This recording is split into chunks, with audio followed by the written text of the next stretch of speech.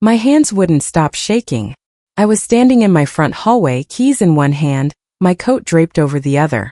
Outside, the Calgary sun was dipping toward the mountains, painting the sky in shades of orange and pink. A perfect Sunday evening. The kind of evening where a father should be sitting at his daughter's dinner table, watching his grandchildren laugh, tasting the pot roast he'd been craving all week. But I wasn't going anywhere. My phone had just exploded with notifications. 3 missed calls from Gerald, my lawyer of 12 years, followed by a text message that made my blood actually run cold. Tom, call me now. Don't go to your daughter's house. I mean it. I read it 3 times. Then 4. My mind couldn't quite process what I was seeing. Don't go to Lindsay's house? Lindsay, my only child. Lindsay, who just called me yesterday, practically begging me to come over. Dad, you never visit anymore. The kids miss you so much. I'm making your favorite pot roast. Please come Sunday. And I'd said yes because how could I say no? She was my daughter. These were my grandchildren. But Gerald's text wasn't a suggestion. It was a warning. I slowly lowered myself onto the bench beside my front door, the one Margaret and I had restored together decades ago, and my hands actually started to shake harder. Something was very, very wrong. Gerald wasn't the type to send cryptic messages. He was methodical, careful, precise. He didn't use exclamation points. He didn't send urgent texts asking people not to go places unless there was a serious reason. I dialed his number before I could overthink it. He answered on the first ring. Tom. His voice was tight, controlled, but I could hear something underneath it. Concern. Fear maybe. Where are you right now? Are you alone? I'm at home, Gerald. What's going on? You're scaring me. My voice sounded small even to my own ears. Good. Lock your doors. Don't answer for anyone except me. I'm coming over right now. We need to talk face to face and I need to show you some documents. This can't wait. The line went dead. And in that moment, sitting on that bench in my hallway, coat still in my hand, I felt something shift inside me. A tremor of fear, yes, but something else too. An instinct that whispered that my life was about to change in ways I couldn't yet imagine.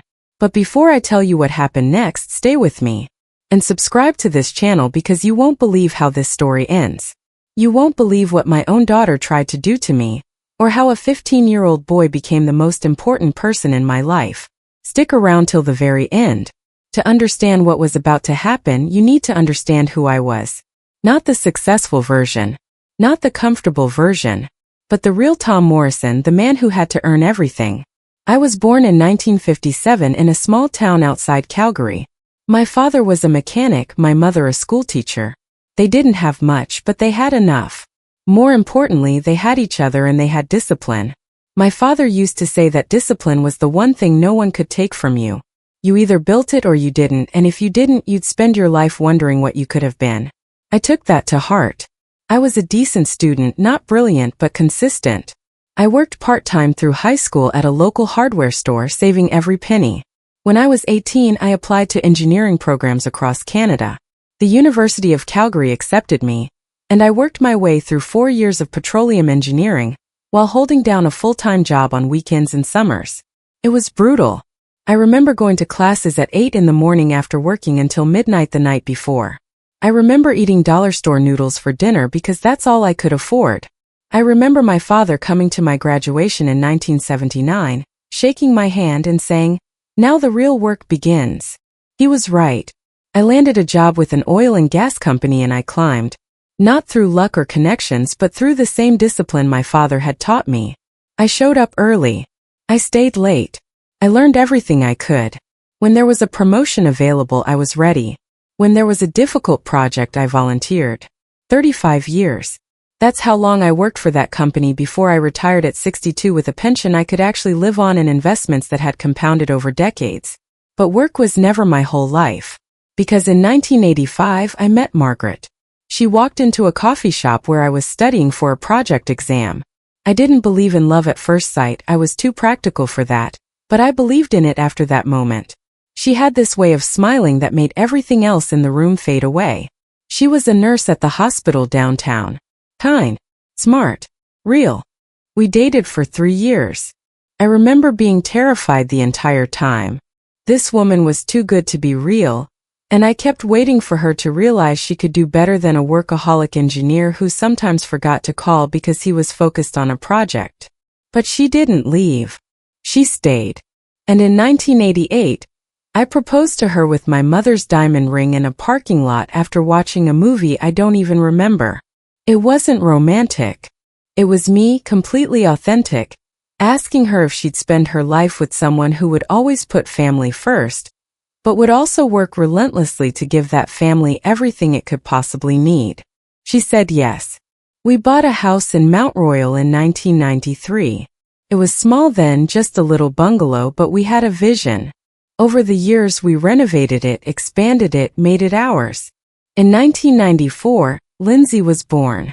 I'll never forget the moment the nurse put her in my arms. I actually cried.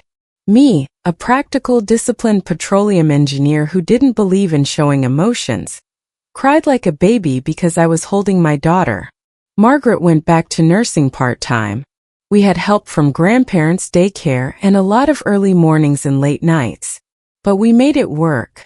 I remember coming home from a long week of work in Fort McMurray to find Margaret and little Lindsay in the garden planting flowers. Lindsay was 3 years old, covered in dirt, laughing at something Margaret had said. I stood in the doorway for a full minute just watching them, thinking this is everything. Lindsay grew up in that house. We taught her to ride a bike on our street. We celebrated every birthday with cakes Margaret made from scratch. We took her to the mountains, to the lake, to Disneyland when she was 7. We did everything we were supposed to do. We were present. We were involved. We were loving. Margaret was her mother. I was her father. And we were both absolutely committed to raising a daughter who understood hard work, integrity, and the value of family. But here's what I didn't know then. You can do everything right and still raise a daughter who will betray you. In 2001, Lindsay graduated high school. She went to university, studied business, and started working at a marketing firm. In 2008, she met Derek at a networking event. He was charming, ambitious, and came from money. His family was in real estate development. First, I was happy. I thought he was good for her. He seemed stable. He had goals. In 2010, they got married. We had the wedding at a country club. I walked Lindsay down the aisle and gave her away, watching Derek wait for her at the altar. And I thought, she's going to have a good life. She's going to be happy. Margaret stood beside me during the ceremony. We were both crying. She's so beautiful, Margaret whispered. She is, I said. She's going to be just fine. I believed that with all my heart. In 2012, my grandson Josh was born. In 2014, my granddaughter Emma came along. I was the grandfather I'd hoped to be. I went to their soccer games and recitals. I babysit when Lindsay and Derek needed to work. I was present. I was involved. I was grandfather to these 2 beautiful kids who called me Grandpa Tom and ran to hug me whenever I visited. And then, in 2019, everything changed. Margaret got sick. It started with fatigue. She thought she was just working too hard. Then came the headaches, the dizziness. We did all the tests, MRI, CT scan, blood work, and the diagnosis came back, glioblastoma, stage 4 brain cancer. I'm not going to describe what those final 4 years were like. I don't think I could do it justice, and I don't think it would serve anyone to relive that kind of pain in detail. What I will say is that I loved her through it. I held her hand. I read to her. I was there when she took her last breath on a Tuesday morning in our bedroom, the same bedroom where we'd spent 31 years together, the same room where we'd made love and argued and laughed and dreamed. She was 68 years old. After Margaret died, I was lost. I continued going to work. I had a few more years before retirement, but I was just existing, going through motions. Getting up, going to the office, coming home to an empty house, trying to sleep, starting over. It was Lindsay who kept me tethered to life. She would come over, sometimes with the kids, sometimes alone. She'd cook dinner in Margaret's kitchen. She'd sit with me in the living room and we'd talk about Margaret, Her laugh, her strength, her way of making everyone feel like they mattered. Mom loved you so much, Lindsay told me once about 2 months after the funeral. We were sitting in my office and I was going through some of Margaret's things, old journals, photographs, letters. She talked about you constantly at the hospital when she was working. She'd tell all the other nurses how much she admired you, how hard you worked, how you always put family first. I miss her every moment, I said. It was the most honest thing I'd said in weeks. I know, Dad, but you're going to be okay. You're the strongest person I know. If anyone can get through this, it's you. I believed her. And slowly, over the next year, I did find my footing. I retired at 62 as planned. I started volunteering at the Calgary Food Bank. I got back into my hobbies, woodworking, gardening, reading. I even started dating for about 6 months, though I realized it wasn't what I wanted. The relationships felt hollow compared to what I'd had with Margaret. I was happy to settle into being the best grandfather I could be, the best friend I could be, and the best volunteer I could be. I thought I'd found peace. What I didn't know was that while I was grieving, while I was rebuilding my life, other people were making plans. Plans that centered on me. Looking back now, I can see the warning signs. But at the time, I missed them completely. It started small. Lindsay and Derek bought a new house in Springbank Hills in 2020. A massive $650,000 renovation of a 5,500 square foot home. It was beautiful, with an in-ground pool and a theater room. When I saw it for the first time, I was genuinely impressed. You two have done well for yourselves, I remember saying to Derek as we walked through the marble foyer. We're just following your example, he said with a smile. Working hard, making smart investments. That's the key, right? That's part of it, I said. But what I didn't say was that smart investments also meant not overextending yourself. Not taking on debt you couldn't afford. But Derek seemed confident, and he was a businessman after all. I assumed he knew what he was doing. Around the same time, they were making big life decisions about Josh's education. Private school. One of the most expensive in Calgary at $38,000 a year. When Lindsay mentioned it to me, I raised my eyebrows. That's a lot of money, sweetheart. I know, Dad, but the education is incredible. Plus, Josh is already so smart. This school will really help him get into a top university. What about public school? You turned out fine on public school. She laughed. Times have changed. This is what everyone is doing. I didn't argue. It wasn't my money after all. And I wanted the best for my grandchildren too. If they could afford it, who was I to judge? Then, in late 2021, Derek got involved in what he called a cryptocurrency opportunity. He mentioned it to me at Josh's 8th grade graduation. We were standing outside the school, both of us in dress shirts and ties, watching kids run around with their diplomas. Tom, I wanted to get your thoughts on something, Derek said. As someone with serious investment experience. Okay, I said, immediately cautious. Derek rarely asked my advice. My business partner has a cryptocurrency venture. Ground floor opportunity. We're thinking about putting some significant money into it. I wanted to run it by you before we commit. My instinct was to tell him no. Cryptocurrency in 2021 was still new and incredibly volatile. I built my wealth through diversification, through boring, steady investments. Stocks, bonds, real estate. Not digital currency that lived on the internet. I'd be careful, I told him. Cryptocurrency is speculative. You could lose everything. But that's the thing, Derek said. Everyone who gets in early makes serious money. This is an opportunity we can't pass up. Derek, if you can't afford to lose it, you shouldn't invest it. He nodded like he was listening, but I could see it in his eyes. He'd already made up his mind. He was going to do it anyway. I found out later, much later, that he and Lindsay put $400,000 into that cryptocurrency venture. $400,000. That's almost as much as they'd paid for their house. When the market tanked in 2022, that $400,000 became $0. They lost everything. What I didn't know at the time was what that loss would do to them. What kind of panic it would create. What kind of desperation it would breed. Because around that same time something else started happening. Lindsay started asking me a lot of questions. It began innocuously enough. We'd be having coffee and she'd ask about the market. About my investments. About property values in Mount Royal. At first I thought she was just making conversation, or maybe trying to learn from me. I was happy to share. I'd spent 35 years in the industry. I had knowledge to pass on. "Your house must be worth a fortune now," she said one Christmas when we were sitting in the living room after dinner. "I don't really think about it," I said honestly. "It's my home. I plan to die here.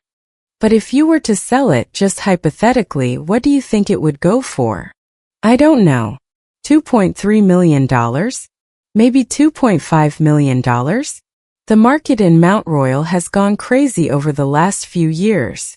She made a note on her phone. Or so I thought.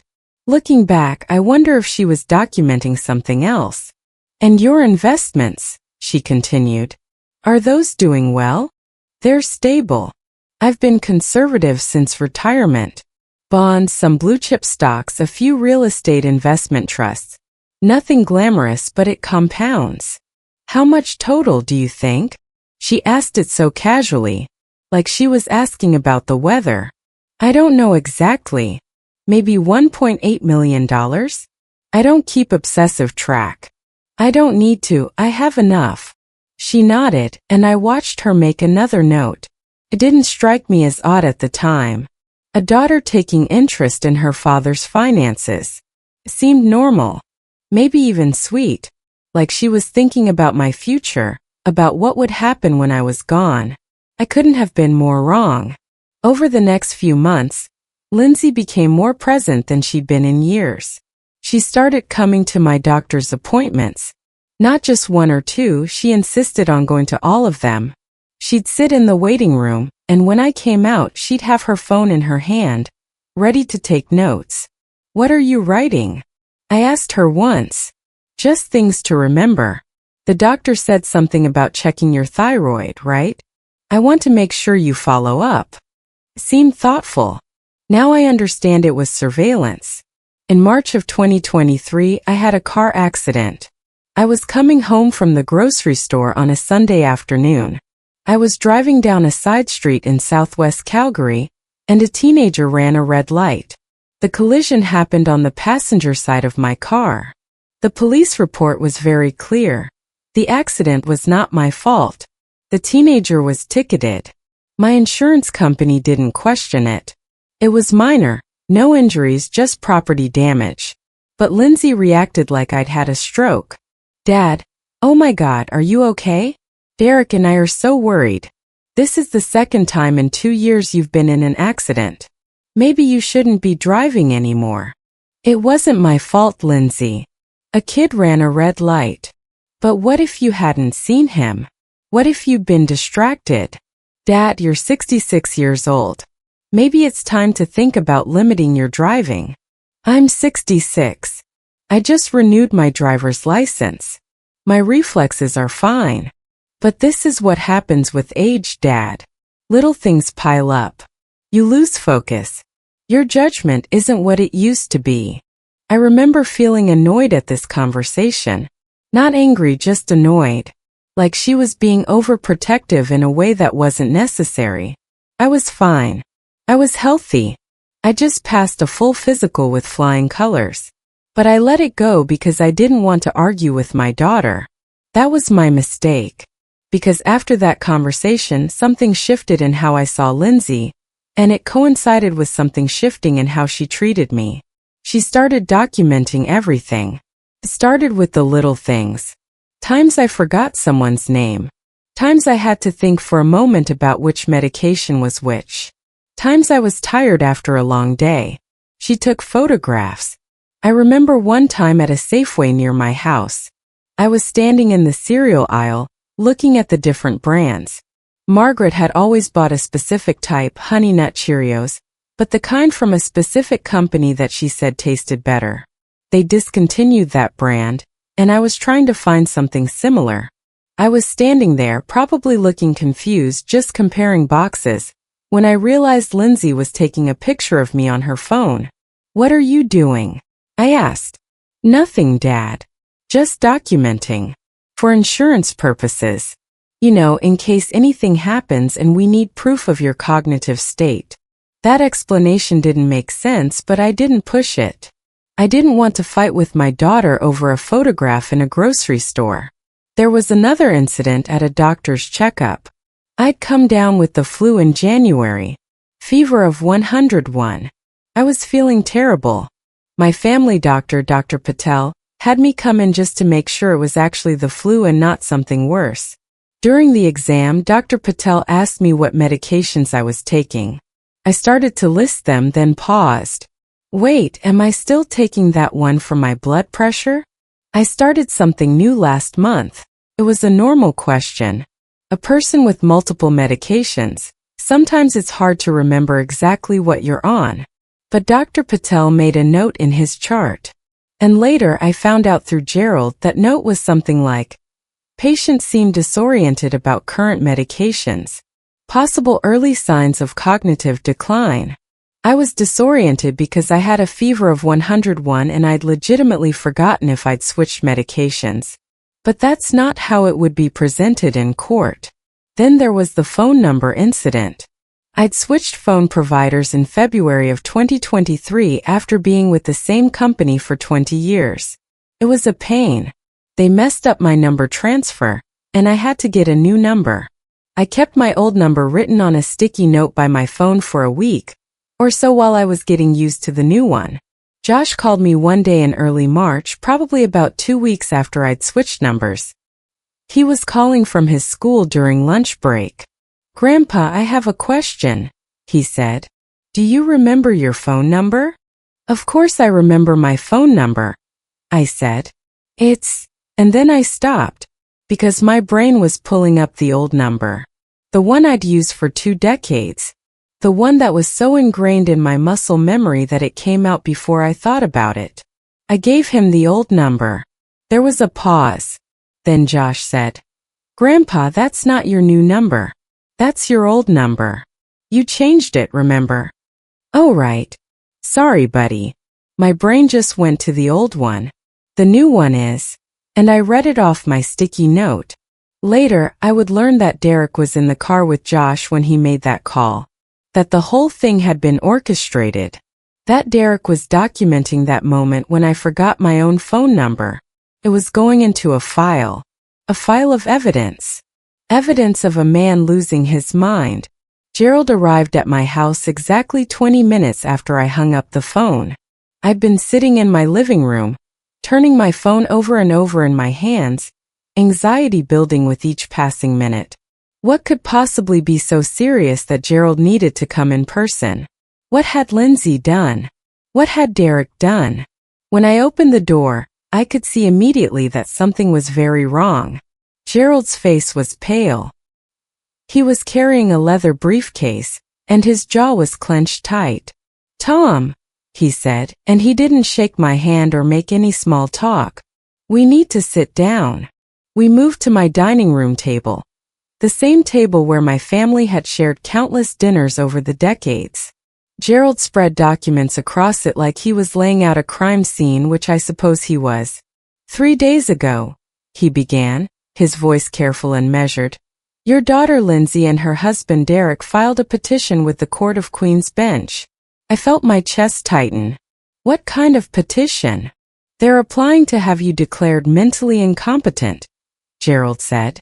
The words hung in the air between us like a physical presence. "They want to be appointed as your legal guardians. If they succeed, they will have legal control over all of your assets, all of your medical decisions, your living arrangements, everything." I actually felt dizzy. I couldn't even finish the sentence. "That's insane. I'm 67 years old, not 97. I volunteer at the food bank. I manage my own investments. I just renewed my driver's license last month with 0 issues. Why would they do this? Gerald slid another document toward me. Because of this. It was a property assessment. My house. Mount Royal. The paper in front of me said, $2,400,000. Then another document. My investment portfolio.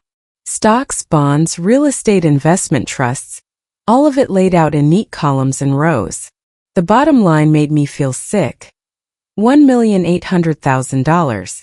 Your pension is solid, Gerald continued, his voice steady and professional. Your savings account is substantial. Added together with the house value, Tom, your total estate is worth just over $5 million. I stared at the papers. I knew I was comfortable. Margaret and I had always been financially responsible. But seeing it like this, all laid out, quantified, made me understand something I hadn't really processed before. I was rich.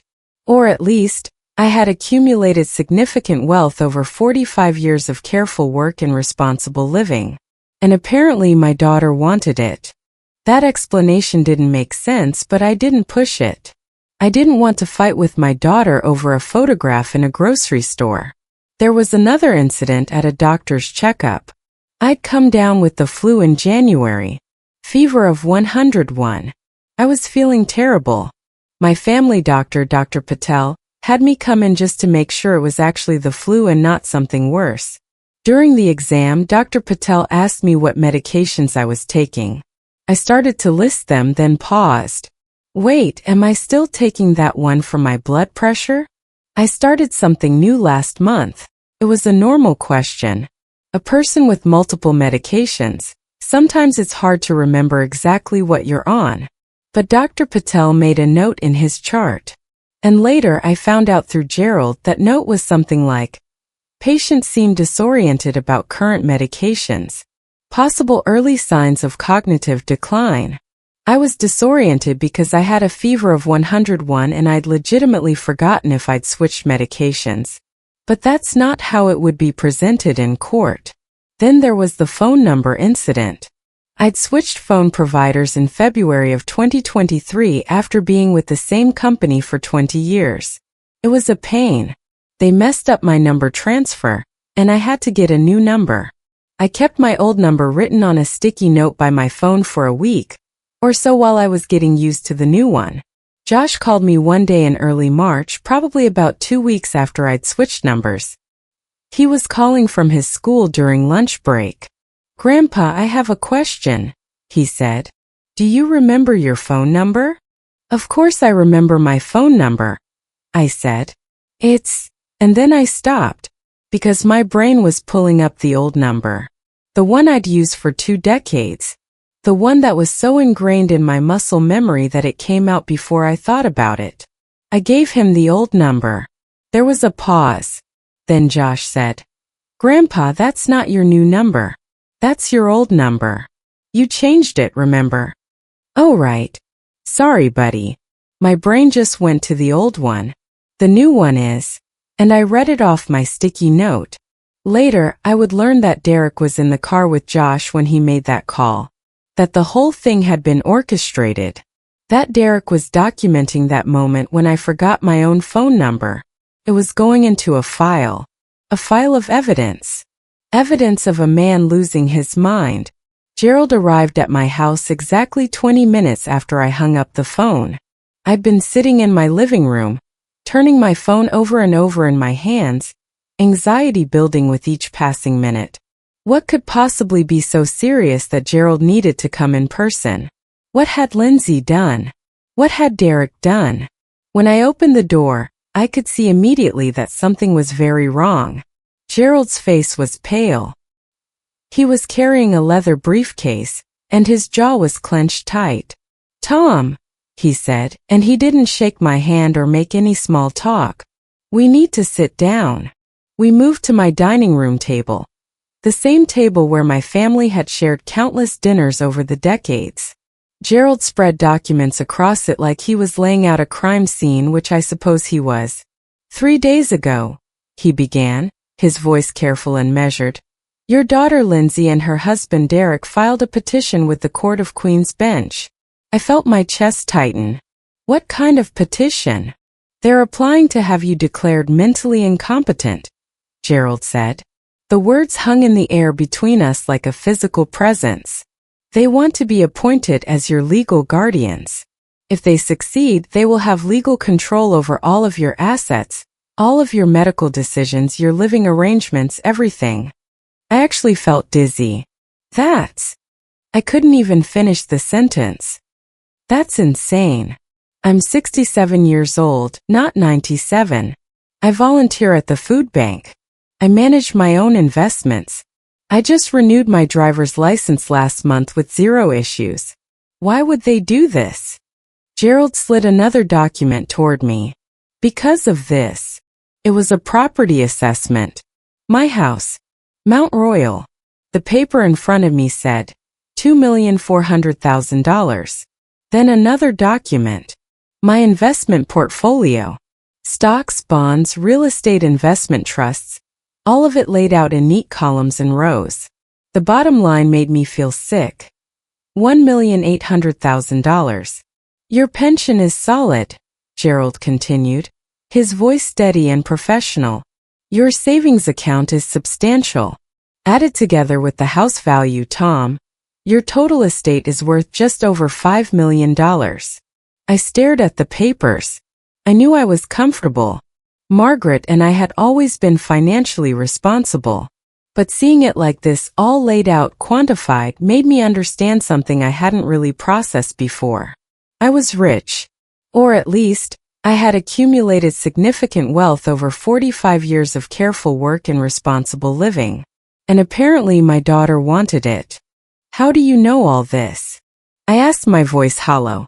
How did you know what was happening before I did? The court documents are public record, Gerald explained. Once they filed, the court notified me as a courtesy, given that I'm your legal counsel on other matters. But there's more, Tom. Much more.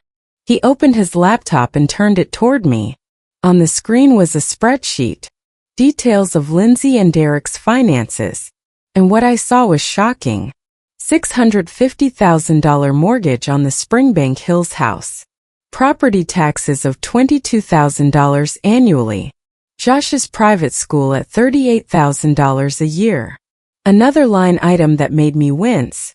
$400,000 loss in a cryptocurrency investment. Credit card debt. Lines of credit. Multiple loans. How did you get this? I asked. It's all in their petition, Tom.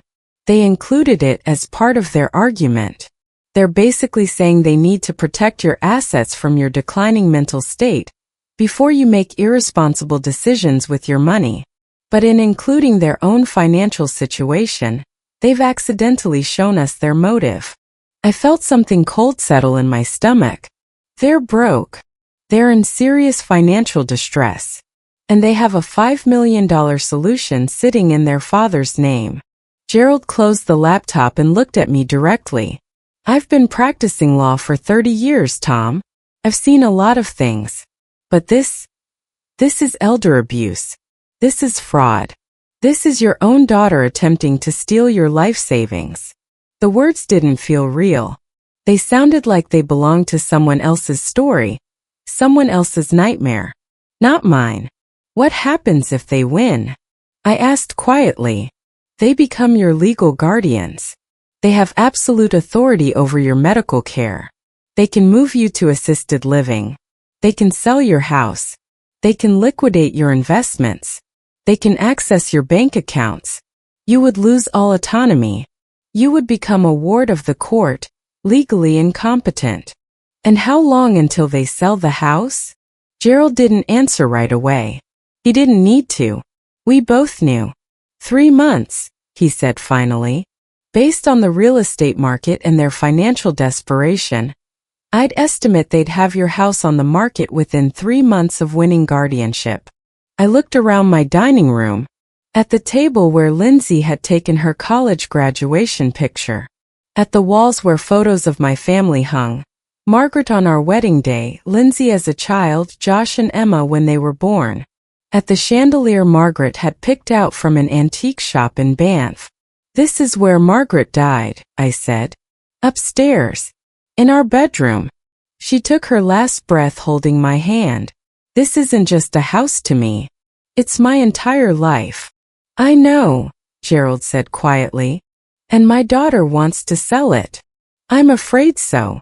I must have sat there in silence for 5 minutes, just staring at the papers, at the evidence that the person I loved most after Margaret had been systematically building a case against me. My daughter. The little girl I'd taught to ride a bike. The young woman I'd walked down the aisle. "What do we do?" I finally asked. Gerald straightened up, and something shifted in his expression. His face hardened into something professional and strategic. "We fight," he said. "We fight back smart and hard. But first, Tom, I need to know, are you prepared for what this means? This isn't just a legal battle. This is going to tear your family apart." I thought about that. I really thought about it. I thought about losing my daughter in the most real way, not through death but through betrayal. I thought about my grandchildren losing a grandfather because of their parents' greed. I thought about the complicated family dynamics that would never recover from this. But then I thought about my house, about Margaret's memory, about my independence and my dignity. "Tell me what we need to do," I said. "What would you have done if you were in my place? Honestly, I need to know. Comment below and tell me. And must subscribe. I want to understand how you'd react if the people you loved most betrayed you like this." The next week was a blur of documentation. Following Gerald's instructions to the letter, I started keeping a detailed journal. Every single day. Timestamps, descriptions, evidence of my mental acuity. Monday, March 6, 8 a.m. Completed New York Times crossword puzzle in 47 minutes. All answers correct. Made breakfast, scrambled eggs, toast, coffee. Read the Globe and Mail editorial section. Discuss current events with neighbor Bob during morning walk. We talked about the latest federal budget proposal. I was able to articulate detailed opinions about tax policy. 11:30 a.m. Volunteered at Calgary Food Bank. Organized donations, processed paperwork. My supervisor, Maria, complimented my organizational skills and attention to detail. 3 p.m. Paid bills online. Reviewed investment portfolio performance. Rebalance one RRIF allocation based on market movements. All calculations correct. 6 p.m. Prepared dinner. Pasta primavera from scratch, using recipe from memory. Called Josh to check on him. Discussed his upcoming soccer tournament. Gave him advice about maintaining focus under pressure. Every single day. For weeks.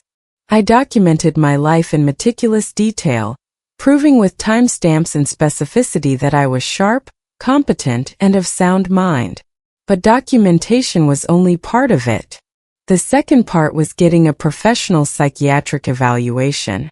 Gerald arranged for me to meet with Dr. Sarah Chan, a geriatric psychiatrist who specialized in competency assessments.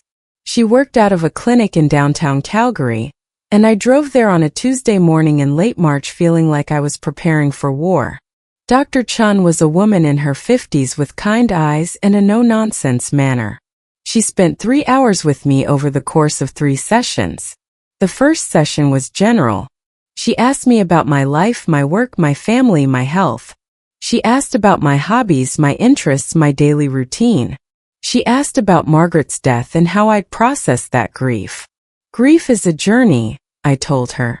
"I don't think you ever fully get over losing someone you've been with for 31 years.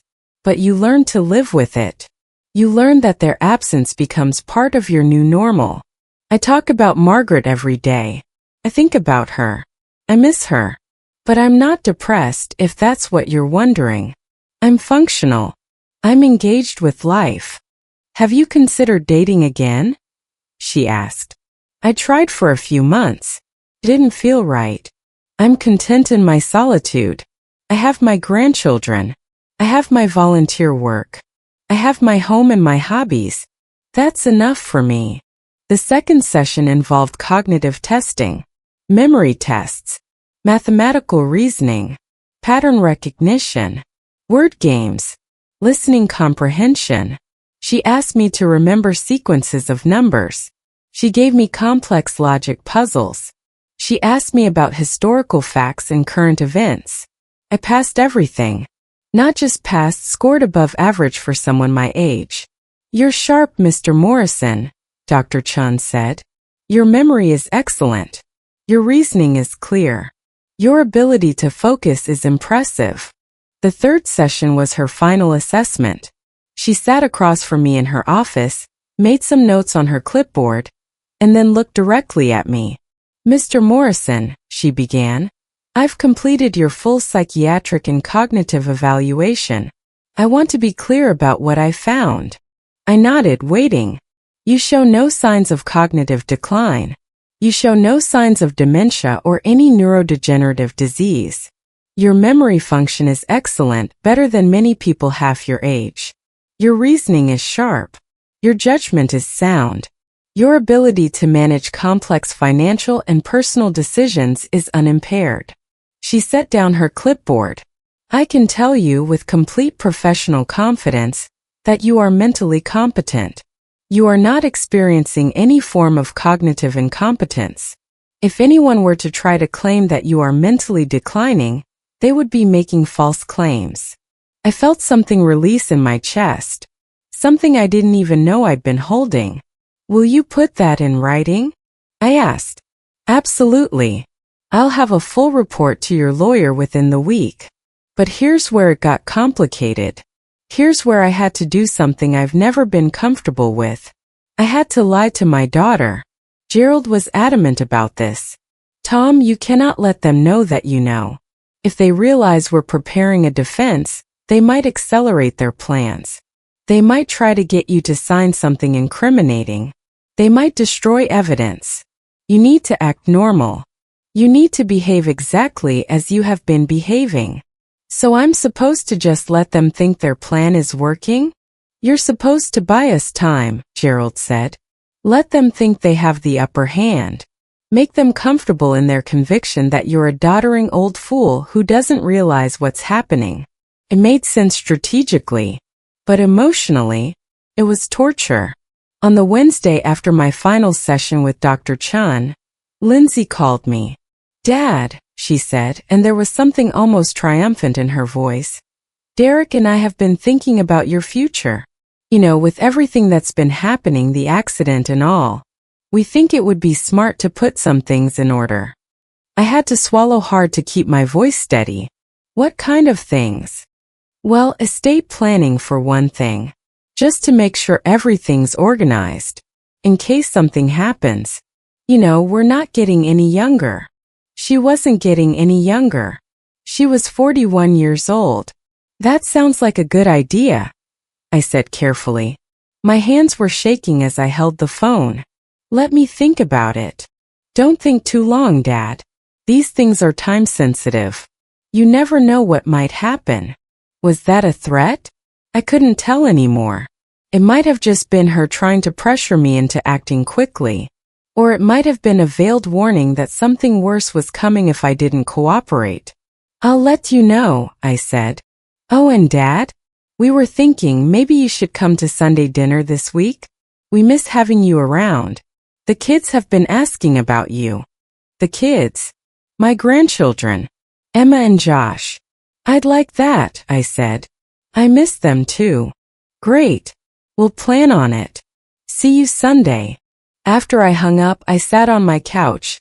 The couch Margaret and I had picked out together 32 years ago when we first bought this house. And I let myself cry for the first time since all of this started. I wasn't crying for me. I was crying for what I'd lost. For the daughter I thought I had and the daughter I actually had. For the innocent grandchildren caught in the middle of their parents' greed. For the family that was about to explode. But I couldn't afford to fall apart. Not yet. Not while there was still a fight to win. The Sunday dinner never happened. On Thursday morning I got a call from Josh. My grandson. My 15-year-old grandson whose voice had cracked when he said my name. Grandpa Tom? Can I come over? I need to talk to you. Alone. Of course, buddy, I said immediately. Is everything okay? I need to see you in person. Can I come now? He arrived 20 minutes later on his bicycle, his face flushed from the ride, his expression serious in a way I'd never seen on a teenager's face. He looked scared. Not scared the way a kid gets scared about homework or a friend drama. Scared the way someone looks when they're carrying something heavy. We sat at my kitchen table, the same table where Gerald had delivered his bomb of a revelation just days before, and Josh wouldn't quite meet my eyes. Grandpa, he began, and his voice was shaking. I need to show you something. But you have to promise not to tell Mom and Dad that I told you. My heart sank. I already knew what was coming. I could feel it. Josh, what is it? I heard them talking last week. They didn't know I was home. I was upstairs in my room and they were in the kitchen, and they didn't realize I could hear them. And Grandpa, what they were saying, I recorded it. I know it's wrong to record people without their permission, but after I heard what they were saying, I thought you needed to know. He pulled out his phone with shaking hands. His thumbs hovered over the screen. Josh, I said carefully, before you play that, I need you to understand something. Once I hear this, everything changes. Your relationship with your parents will never be the same. You understand that, right? He nodded, tears already forming in his eyes. I know, Grandpa, but they're talking about you like you're not even a person anymore. Like you're just money. And I couldn't just do nothing. I couldn't just let them do this. Okay, I said. Play it. He hit the button, and the kitchen filled with voices. My daughter's voice. My son-in-law's voice. Recorded in their home, probably in their kitchen, probably thinking they were completely alone. Tell you, Derek, the hearing is in 2 weeks. Lindsay's voice, calm and professional. Gerald Morrison might be his lawyer, but we have Dr. Patel's statement. We have the photos. We have everything documented. What if your dad fights it? Derek's voice skeptical. With what? We've been systematic. Every instance of forgetfulness, every missed appointment, every time he seemed confused, the judge will see a pattern of cognitive decline. And even if he tries to fight, it'll cost him hundreds of thousands in legal fees. By the time it's over, there won't be much estate left anyway. And if we win when we win, Lindsay continued, and her voice had taken on a harder edge, a coldness I'd never heard before. The house goes on the market immediately. Even in this market, we should clear $1.8 million after the mortgage is paid off. That solves our cryptocurrency losses, Derek said. Gets us back to zero. Then we liquidate his investment portfolio. Pay off our mortgage. Set up the trust for Josh's education. What about your dad? Where will he go? There was a pause. A long pause. And in that pause I held my breath. There's a lovely assisted living facility in Edrith, Lindsay said, her voice matter-of-fact, almost clinical. Much cheaper than Mount Royal. He'll be fine. He won't even know the difference soon enough. The recording stopped. Josh was crying silently now, tears streaming down his face. Grandpa, I'm so sorry. I didn't know what to do. I love you, and they're talking about you like you're already dead. Like you're not even a person anymore. They're talking about putting you away. I pulled my grandson into a hug, and he buried his face in my shoulder, his whole body shaking. You did the right thing, Josh, I whispered. You did exactly the right thing. I'm proud of you. I want you to know that. I am so proud of you. We sat like that for several minutes. A man in his late 60s and a boy of 15, holding each other in a kitchen filled with the echoes of betrayal. When Josh finally pulled away, I looked at him directly. Listen to me, I said. What you just did took courage. Real courage. The kind of courage that matters. Your parents are going to be very angry when they find out you did this. Do you understand that? He nodded. I need you to prepare yourself for that. But I also need you to know that you're not alone in this. I'm going to fight back. And I'm going to need your help. Can you do that? Yes, he said immediately. Whatever you need, Grandpa. I'm with you. I called Gerald the second Josh left my house. Tom, Gerald said after I played him the recording over the phone. This changes everything. This is direct evidence of premeditated fraud. This is proof of their intent to commit elder abuse. This isn't a defense anymore. This is a counterattack. What do you mean? I asked. I mean, we don't just defend against their guardianship petition. We go on offense. We file a counterclaim. Fraud. Attempted financial exploitation of a vulnerable person. Conspiracy to commit theft. We make sure that every judge in the Queen's Bench knows exactly what your daughter tried to do. And Tom, we make sure this follows her for the rest of her life. The next 2 weeks were intense. Gerald worked around the clock.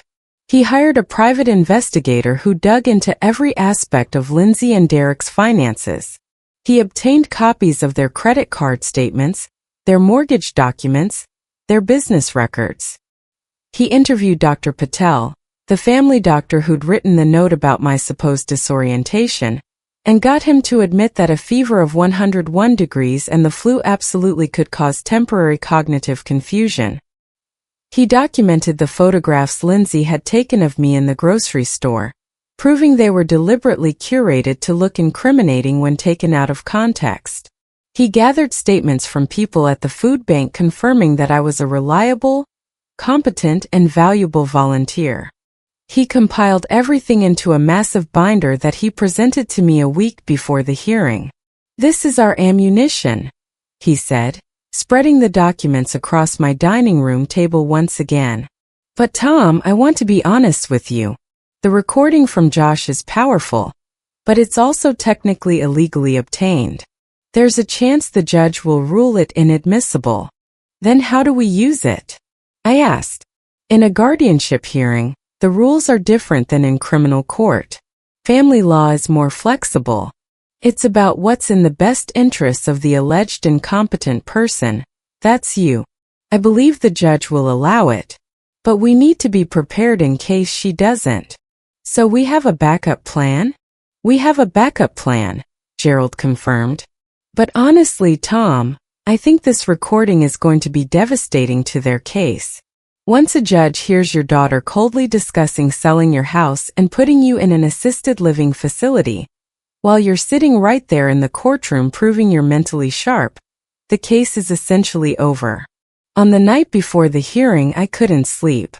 I lay in my bed, the bed where Margaret had taken her last breath, and I thought about everything that had led to this moment. I thought about the choices I'd made, the values I tried to instill in my daughter, the person I tried to be. Somewhere along the way, Lindsay had become someone I didn't recognize. Or maybe she'd always been this person, and I just hadn't seen it until her desperation forced her to remove her mask.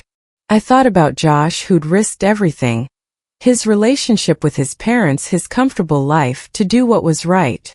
At 15 years old, he'd shown more integrity than my 41-year-old daughter. I thought about Margaret. What would she think if she could see this? What would she say? I thought I knew. Margaret would tell me to fight. Margaret would tell me to stand up for myself. Margaret would tell me that this wasn't about winning, it was about refusing to lose. The hearing began at 10 a.m. on a Friday morning in late March. I wore a navy suit that I'd bought for Margaret's funeral. I'd had it tailored recently, and it fit perfectly. I looked like a man in control of his faculties, a man who was sharp, a man who was exactly who he claimed to be. Justice Maria Rodriguez presided. She was in her mid-50s, with steel gray hair and an expression that suggested she'd seen every possible version of human behavior, and had been disappointed by most of it. She sat at the bench and looked down at the courtroom with an air of authority that was almost palpable. Lindsay and Derek sat at their table with their lawyer, A slick-looking man in an expensive suit who'd probably handled dozens of cases like this. Probably succeeded in most of them. Probably thought this was going to be easy money. Josh sat beside me. His mother glanced at him with an expression that shifted from shock to fury when she realized what he'd done. Lindsay wouldn't meet my eyes. Their lawyer went first. He presented the case methodically. The photographs of me in the Safeway, looking allegedly confused in the cereal aisle. Dr. Patel's note about my disorientation. The documentation of every moment I'd forgotten something or seemed confused or uncertain. He painted a picture of a tragic situation. A loving daughter trying to protect her failing father from himself. An elderly man in the early stages of cognitive decline, becoming increasingly vulnerable to poor financial decisions. A daughter who was simply trying to step in before it was too late. Your Honor, he concluded, Mr. Morrison is clearly in the early stages of cognitive decline. Miss Morrison Fletcher is not attempting to exploit her father. She's attempting to protect him. She's attempting to ensure that her father's substantial estate is protected and managed responsibly before he makes decisions that could jeopardize his own financial security and well-being. It was a good presentation. It was persuasive. If I hadn't known the truth, I might have almost believed it. Then Gerald stood up. Your Honor, he began, his voice calm and measured. I'd like to present evidence of Mr. Morrison's cognitive state. First, a comprehensive psychiatric evaluation conducted by Dr. Sarah Chan, a geriatric psychiatrist specializing in competency assessments, just last week. He handed the report to the judge. She read it carefully, her expression neutral. Dr. Chun found no evidence whatsoever of cognitive decline, Gerald continued. In fact, Mr. Morrison tested above average for his age group in all areas of mental competence. His memory function, his reasoning, his judgment, all of it is excellent. The judge looked up from the report. Above average, she repeated. Yes, Your Honor. Better than most people half his age, according to Dr. Chen's assessment. Gerald then systematically dismantled every piece of evidence the other side had presented. The incident at Safeway, he explained. Mr. Morrison was looking for a specific brand of cereal that his late wife used to purchase. It had been discontinued. He was comparing brands to find a suitable replacement. That's not confusion. That's problem solving. He showed photographs of the cereal aisle, pointing out how the specific brand Margaret used to buy was no longer in stock. Any reasonable person would have been standing there comparing options, Gerald said. This was not evidence of incompetence. This was evidence of a man trying to honor his late wife's memory. The supposed disorientation at Dr. Patel's office, Gerald continued. Mr. Morrison had influenza. His fever was 101 degrees. The medical literature is clear that high fever causes temporary cognitive confusion in people of all ages. This was not evidence of dementia. This was evidence that Mr. Morrison was sick. He called Dr. Patel to testify, and the doctor confirmed everything. Under cross-examination, even he admitted that a fever of that magnitude would absolutely cause the confusion I'd experienced. The forgotten phone number, Gerald said. Mr. Morrison had changed phone providers for the first time in 20 years. He'd used the same phone number for 2 decades. When asked by his grandson to recite his number, his brain automatically retrieved the number he'd used for 20 years. He then corrected himself and provided his new number. This is not a sign of cognitive decline. This is the normal functioning of human memory. Point by point, Gerald methodically dismantled their case. But the real blow was coming. Your Honor, Gerald said.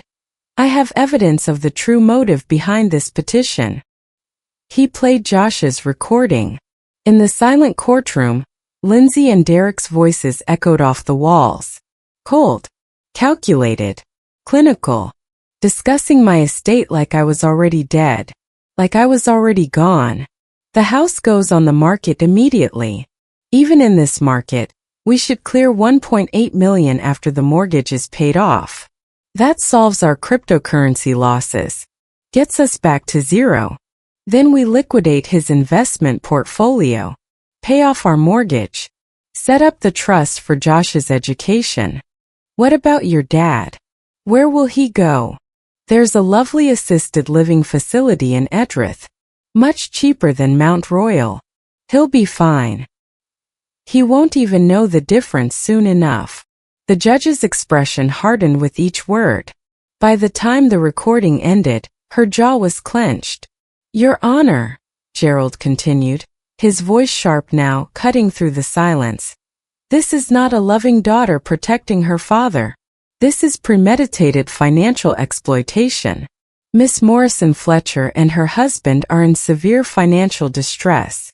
They've lost $400,000 in a bad cryptocurrency investment.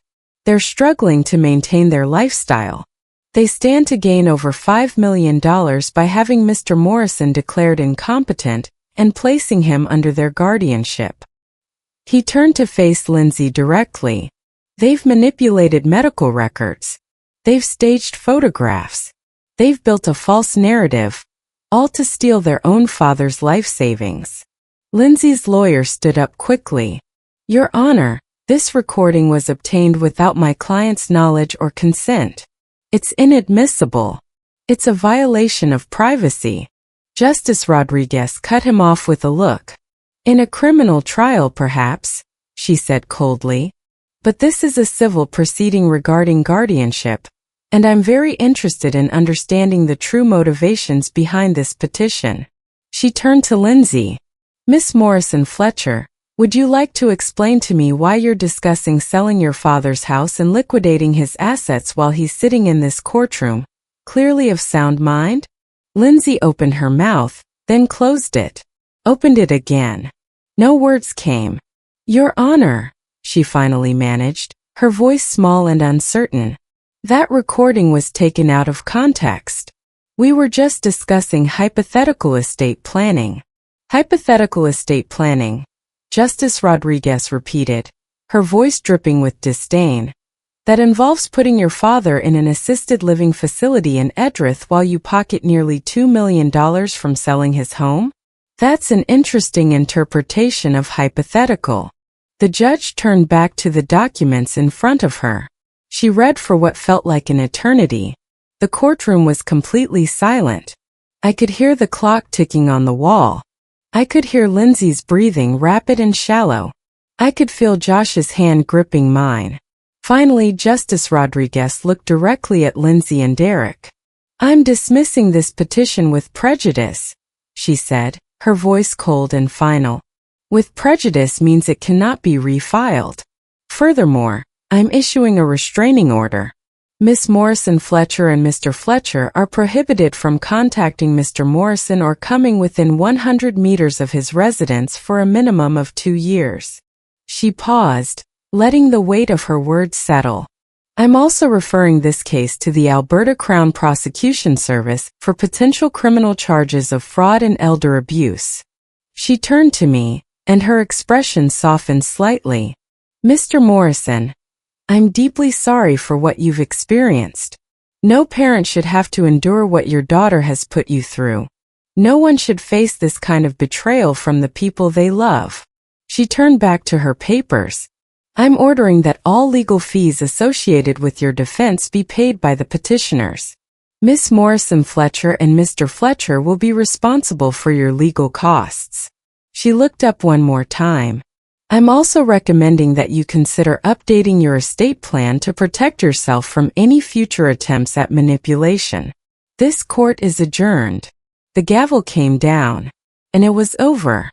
Lindsay was crying when the courtroom adjourned, but they weren't tears of remorse. They were the tears of someone who just watched their entire plan collapse, who just realized that their greed had cost them everything. Dad, please, she called out as the court officers began clearing the room. Dad, you have to understand. You have to let me explain. I turned to look at her one last time. And my daughter. At the little girl I'd taught to ride a bike, who I'd walked down the aisle at her wedding, who I'd thought I knew. I understand perfectly, Lindsay, I said, and my voice was steady and clear. I understand that you were willing to destroy me for money.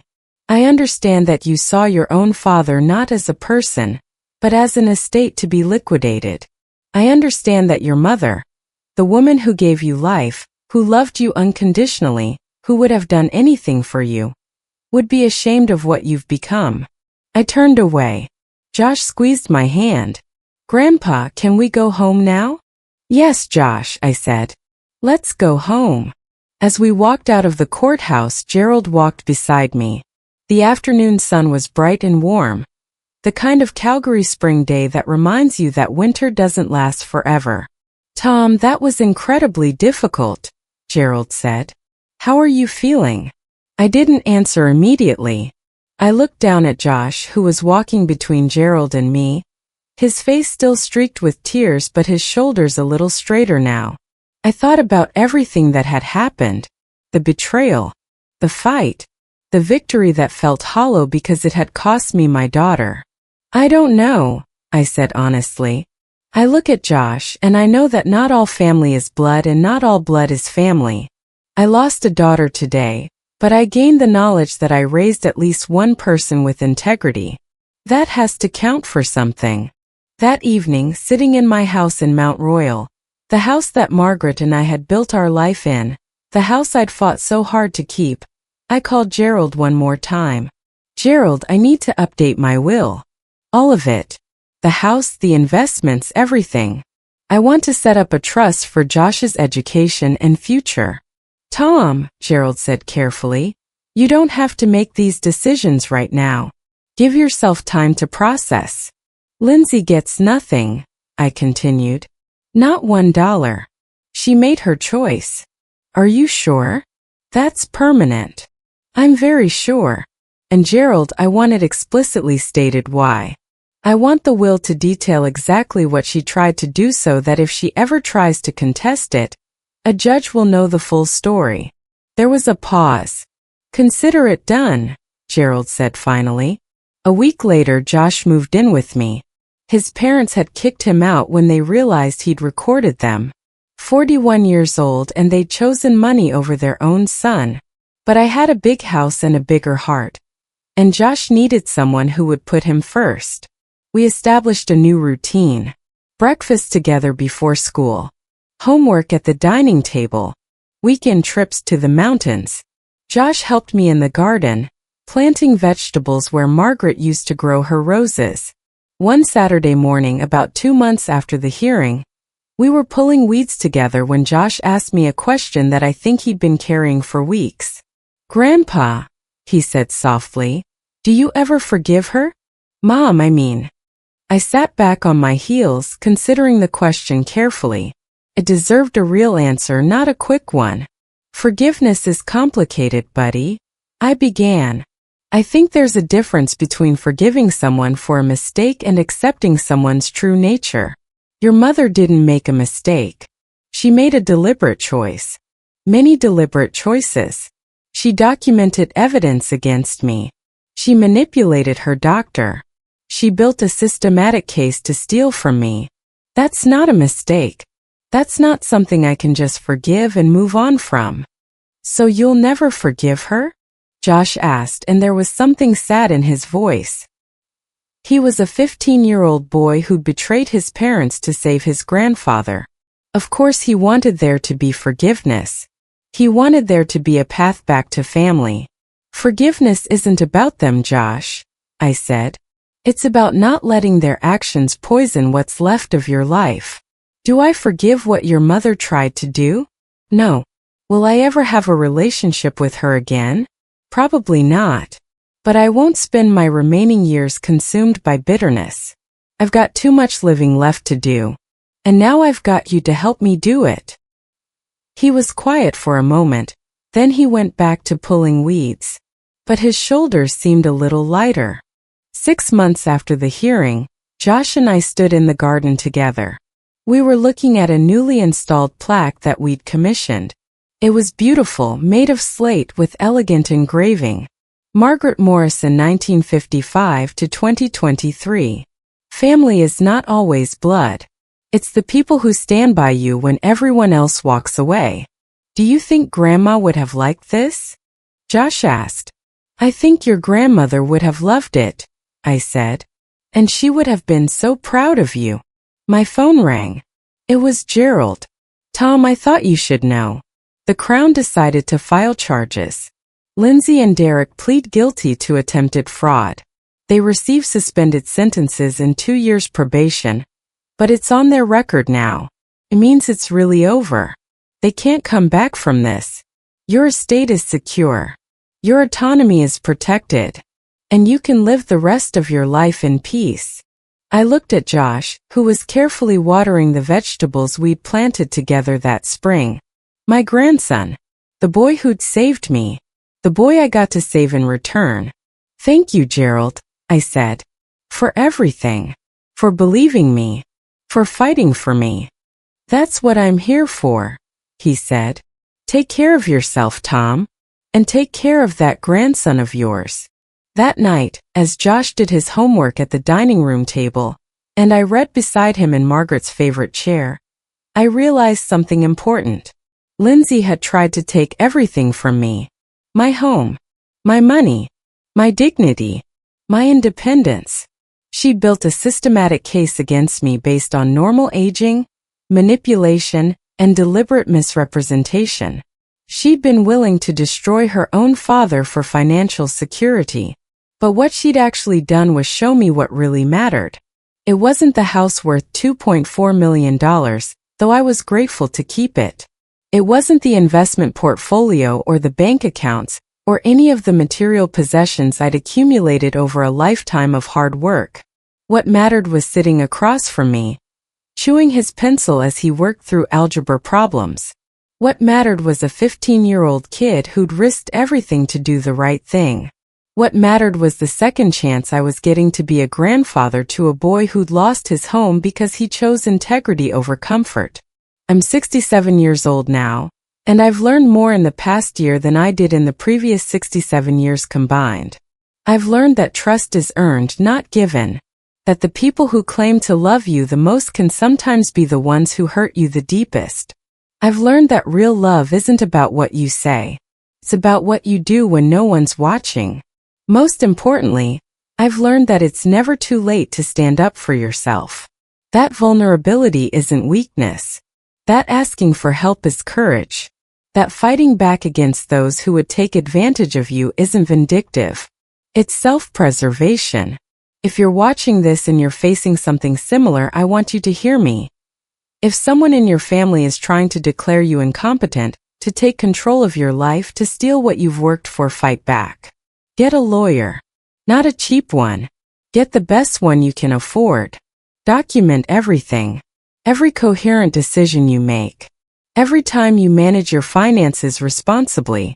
Every time you volunteer or engage with your community. Prove your competence every single day. Trust your instincts. If something feels wrong, it probably is. Your gut knows when someone is systematically trying to undermine you. Remember that you have value beyond your bank account. You have worth beyond your assets. You're not crazy.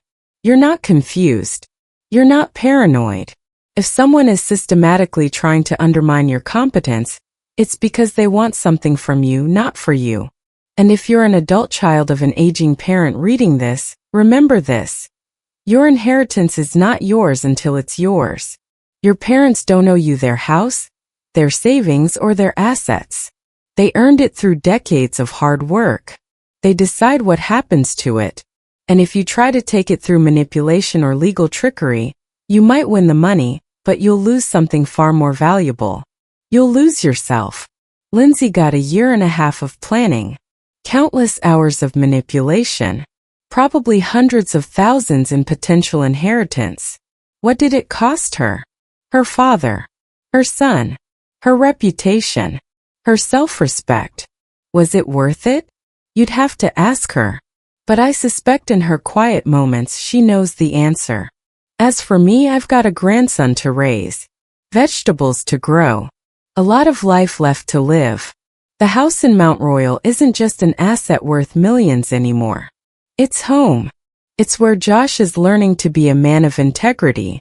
It's where memories of Margaret still linger in every corner. It's where justice was served and family was redefined. And that's worth more than all the money in the world. What would you do if you were in my place? If someone you loved betrayed you like this, what would you do? I really want to know. Comment below and tell me. Your story might help someone else who's facing the same situation. If this story resonated with you, if you found yourself getting angry at Lindsay or proud of Josh or inspired by the journey, please like this video. Please share it with someone who needs to hear it. And please subscribe to this channel because there are more stories coming. Stories of people who faced impossible situations and found the strength to fight back. Thank you for watching. Thank you for caring. Thank you for understanding that family is complicated, that betrayal can come from the people closest to us, and that sometimes the greatest victories are the ones that cost us the most. I'm Tom Morrison, and this is my story.